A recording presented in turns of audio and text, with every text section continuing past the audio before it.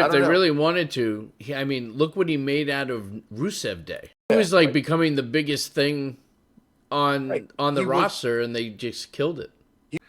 And I was there at one of those WrestleManias where Rusev Day, it was a chant through the whole WrestleMania.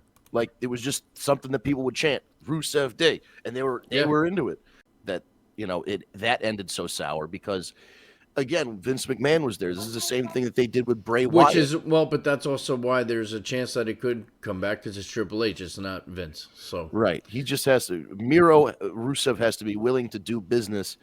He can't just be like Bob Holly where he's like, well, I'll just get the title and beat everybody. It's like, right. Rusev, you got to do a little bit of David Roscoe over at YouTube. This actually came in before we started. Typical David Roscoe. I'm going to catch up on some comments. David Roscoe, Trish Stratus is going to be in the Elimination Chamber in our hometown of Toronto.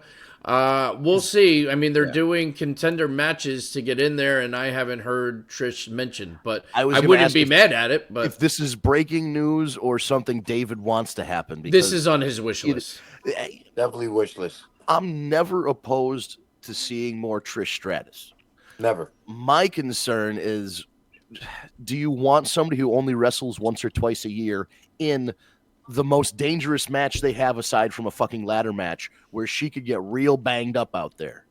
Yeah, I mean, there's other things you could set her up for Mania without being in the main event for a title or the chamber. And honest to God, she should be the one. If they're doing Tiffy, Charlotte, Trish, special guest referee, she should even be one of their opponents at Elimination Chamber, like Charlotte versus Trish, to like warm up. And maybe even have Trish dye her hair back to the original blonde. So you have Charlotte beating the old school, this is what the blonde world champion looked like 20 years ago.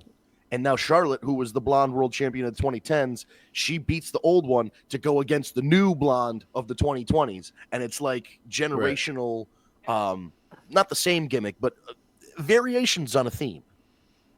And that's Tiffy going over Flair's. Would you have at WrestleMania then? I mean, unless I'm Charlotte or Rick, yes, I think Tiffy should beat Charlotte. Yeah, I agree. I think she should definitely beat her. David also thinks Nikki Bella looks drop dead gorgeous. I mean, she was always beautiful. I mean, you can't take that away from her. Tara, welcome to the show.